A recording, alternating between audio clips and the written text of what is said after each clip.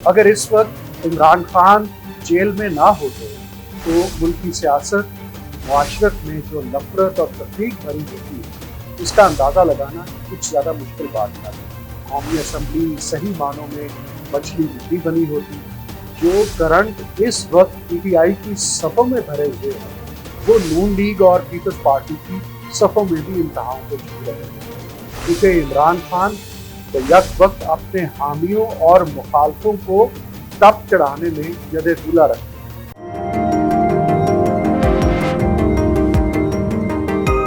अगर इस वक्त इमरान खान जेल में ना होते तो मुल्क की सियासत और मुआशरत में जो नफरत और तफरीक भरी होती है उसका अंदाज़ा लगाना कुछ ज़्यादा मुश्किल बात ना थी। कौमी असम्बली सही मानों में मछली मुट्ठी बनी होती और जो करंट इस वक्त PTI की सफ़ों में भरे हुए हैं वो नून लीग और पीपल्स पार्टी की सफ़ों में भी इंतहाओं को छू रहे होते, क्योंकि इमरान खान तो यक वक्त अपने हामियों और मुखालफों को तप चढ़ाने में यदे तुला रखते। ये भी मुमकिन था कि अब तक इमरान खान KP असम्बली तोड़ चुके होते और मुल्क में नए आम इंतखाबात के लिए धरनों का ऐलान कर चुके होते।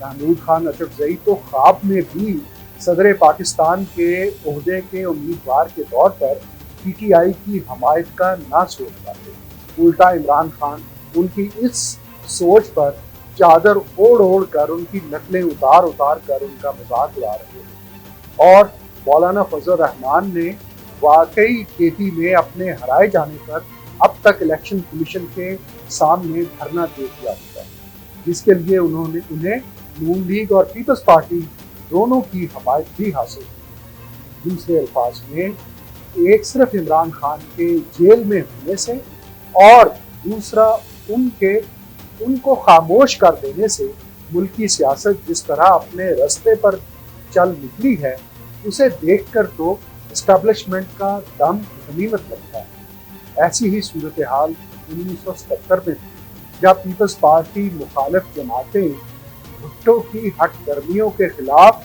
रावलपिंडी की तरफ गई थी। अगर तब भी जनरल ज़ियाउल हक की मुदाखलत ना होती तो मुखालफीन भुट्टो कई एक हामियों को भी फांसी पर चढ़ा चुके होते। सियासत में ऐसी शिद्दत पसंदी कभी भी पायदार साबित नहीं होती है। इसमें बड़ी मतानत और सब्र बर्दाश्त के साथ अपने कदम जमाना पड़ते हैं। जिन लोगों का ख्याल ये है कि इमरान खान अब बाहर आए कि अब आए, वो अहमकों की जन्नत में रहते हैं, क्योंकि इमरान खान तामीरी नहीं तखरीबी सियासत के माहिर हैं और ऐसे सियासतदानों की सियासी उम्र ज़्यादा लंबी नहीं।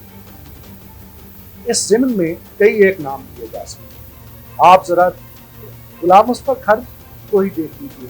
गवर्नर पंजाब थे तो क्या क्या कारनामे सर अंजाम देते थे, क्या रोब दबदबा था, और फिर ऐसे गायब हुए कि आज जिंदा होने के बावजूद सियासी तौर पर मरे।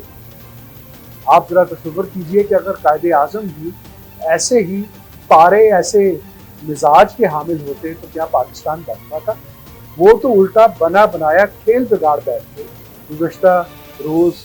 तो इस कॉन्टेक्स्ट में ये कहना कि सियासत के अंदर बस मुखालफीन को गालम गलोच करने से, मुखालफीन को तनकीद के जद पे रखने से सियासत हो पाती है, जैसा कि इमरान खान और उसकी जमात के लोग सोचते हैं, सियासत उस तरह से नहीं है। उस तरह से आप सियासत से एक्सक्लूड होते चले जाते हैं। इसका अंदाज़ा आपको इस बात से हो सकता है कि सुप्रीम कोर्ट ने अभी एक रोज़ पहले कहा है कि भाई अगर कोई धांधली हुई है तो आप मुतलका फोरम पे चले जाइए जहाँ से आपको इंसाफ मिल सकता है। हाँ, अगर कोई आईनी और कानूनी खिलाफ वर्जी हुई है तो हमारे पास आइए। और एक सुप्रीम कोर्ट वो थी कि खान साहब धरना देने जा रहे हैं और जस्टिस वो थे मोहतरम खोसा साहब, वो आवाज़ें दे रहे हैं कि जनाब आप हमारे पास आइए। तो इस कॉन्टेक्स्ट में अब सुप्रीम कोर्ट ने भी PTI को झंडी दिखाई है और दूसरी तरफ गुज़श्ता रोज़ कोर कमांडर्स के इजलास के बाद जो एलामिया जारी हुआ है उसके अंदर भी बजाय इसके कि ये समझा जा रहा था कि PTI ने जिस तरह से वोट ले लिए हैं उसके बाद पता नहीं कितना प्रेशर आ गया है کہ فوج بھی پیچھے ہٹ جائے گی، عدلیہ بھی دب جائے گی اور عمران خان کو رہا کر دیا جائے گا، تو کور کمانڈرز کانفرنس کے اعلامیہ نے یہ واضح کر دیا ہے کہ وہ شہباز شریف کی حکومت کے پیچھے پوری طرح سے موجود ہے، کھڑی ہے اور ان کے احکامات کے مطابق کام کرے گی۔ اور جو لوگ یہ سمجھتے ہیں کہ 9 مئی کو بھول جایا جائے گا، تو فوج نے اپنے اعلامیہ میں وزیر اعظم شہباز شریف کا حوالہ دے کے کہا ہے کہ ان کو، ان کے حامیوں کو اور ان کے اکسانے والوں کو کبھی معاف نہیں کیا جائے گا۔ تو یہ ساری صورتحال اب واضح ہوتی چلی جا رہی ہے۔ الیکشن کے بعد جو انتظار تھی، یعنی پی ٹی آئی کا حال یہ ہے کہ 100 مار کر بھی وہ میچ نہیں جیت سکتی، 92 سیٹیں لے کر بھی وہ حکومت نہیں بنا سکتی ہے، حالانکہ سب سے زیادہ سیٹیں اس کے پاس ہیں۔